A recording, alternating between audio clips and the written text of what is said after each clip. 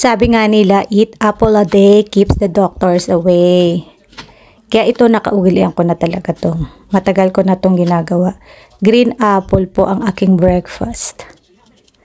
Everyday, green apple lang. Siyempre, pagising ko, magtiti lang ako. Hindi kape, hindi kung ano, kundi tea o kaya warm water lang. Pagising ko yan. Tapos diretso na trabaho nun. Pag tumutong yung alas 10 or kahit earlier to 10 o mapaga ng konti, malate ng konti. Basta depende sa last na oras ng kain ko nung gabi. Apple na ako, green apple. Kaya hindi kami nawawala ng green apple kasi yun yung pinaka-breakfast ko. At sa tanghali, kailangan on time yung kain ko. Dapat 11:30, kakain na ako.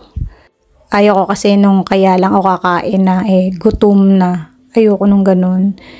Ay, naku, ang hirap pag ganun yung gutom na gutom kang kakain. Diba? So, yun lang mga kabebang.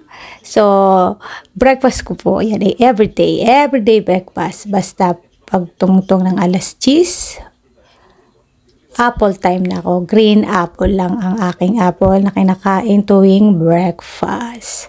Unless wala ng apple. So, yun lang. Bye. Hanggang sa muli mga kabebang.